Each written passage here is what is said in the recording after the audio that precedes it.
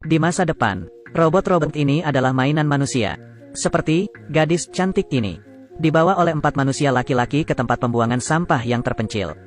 Mereka memaksa mengangkatnya ke mesin angkut penggiling. Menanyakan takut atau tidak. Robot itu tidak menanggapinya. Lalu mereka memasukkannya ke dalam mesin penggiling. Robot sampai mati pun tidak bilang bahwa ia takut. Walaupun melayani manusia, tetapi juga menerima keburukan dari manusia. Apakah mereka bisa takut? Bisa marah, bisa berpikir? Kebanyakan orang tidak percaya. Dan ada di sebuah keluarga biasa. Tuan rumah ini membeli sebuah robot bekas. Dinamakan Anyi. Mata Anyi tidak ada perasaan sedikitpun. Senyumannya seperti dibentuk oleh plastisin.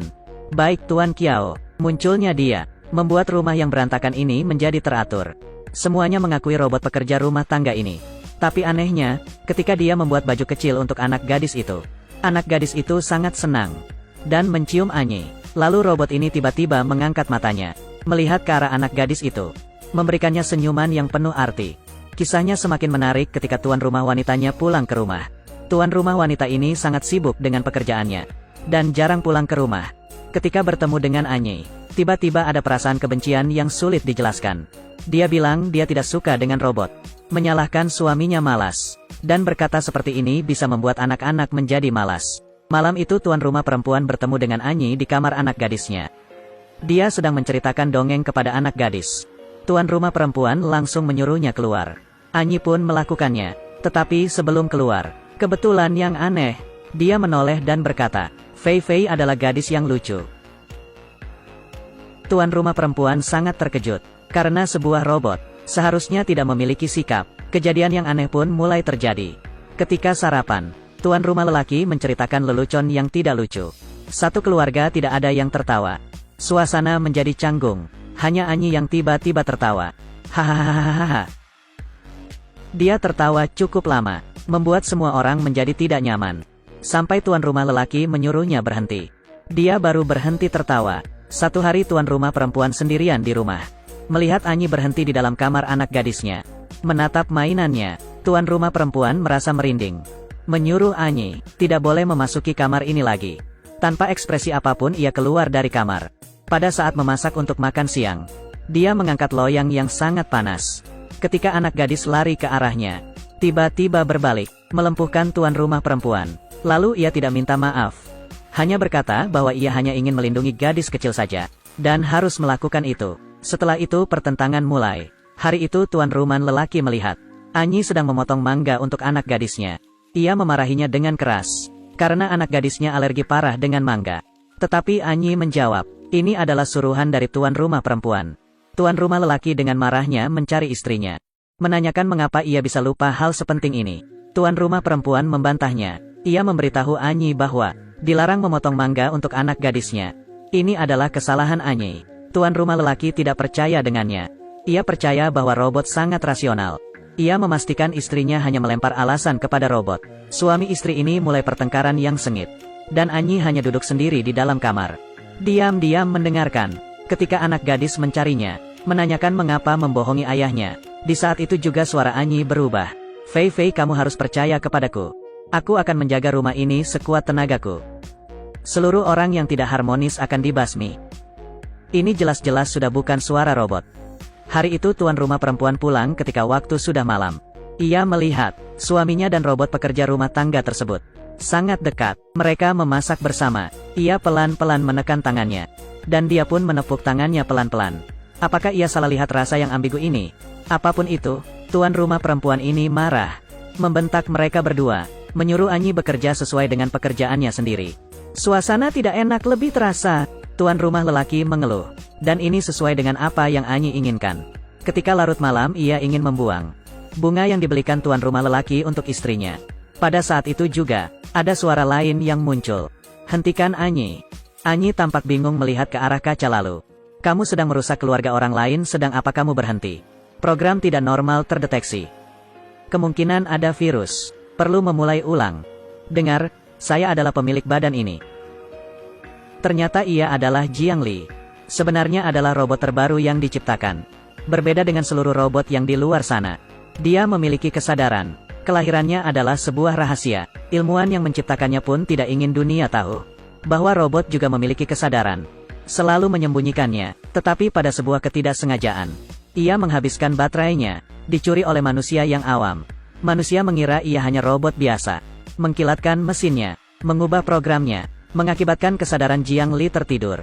Program baru melahirkan sistem operasi Anyi, menguasai seluruh tubuh ini. Dalam adegan ini, Qi Wei memberikan tampilan yang sangat baik. Beralih berulang kali memberikan perbandingan situasi yang sangat berbeda. Pertama adalah keadaan robot yang tidak peduli. Kedua adalah keadaan robot yang memiliki perasaan manusiawi. Sungguh bagus. Balik ke cerita. Ketika Anyi menyadari Jiang Li yang telah bangun, melakukan memuat ulang secara paksa, membuat Jiang Li tertidur kembali. Dia ingin meneruskan rencana menghancurkan keluarga.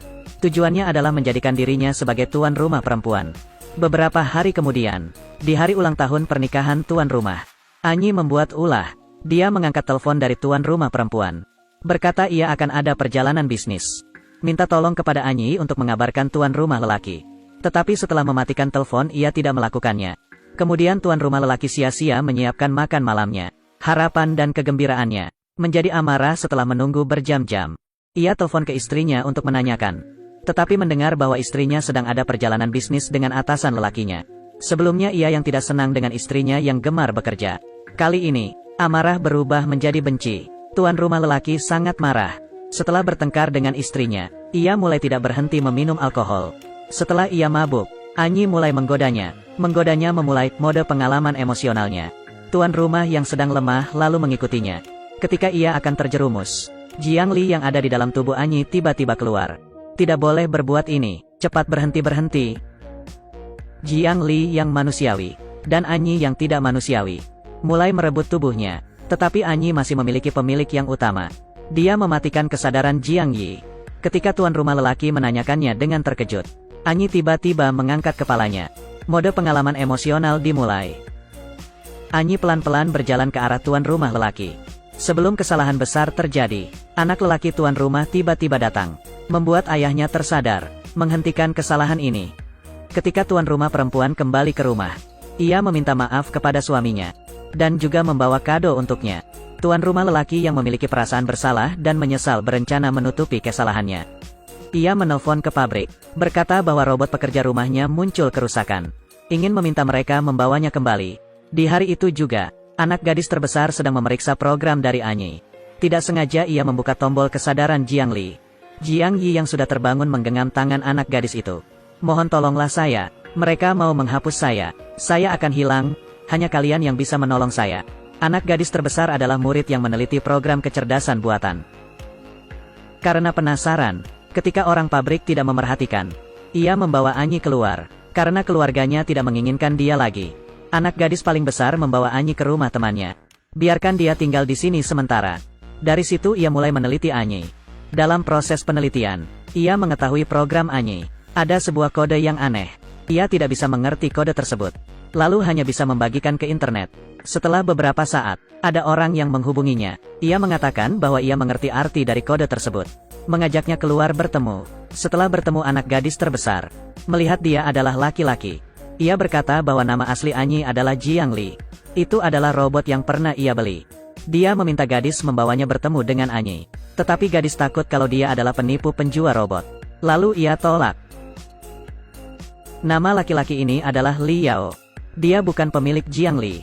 Tetapi ia dulu adalah keluarga Jiang Li. Ayah Li Yao adalah pencipta Jiang Li, ilmuwan yang sangat hebat. Setelah ia terbunuh, keluarga ini menjadi terpisah. Li Yao menjalani perjalanan mencari Jiang Li. Dan kebetulannya, pada saat itu Li Yao sedang dicari oleh orang jahat.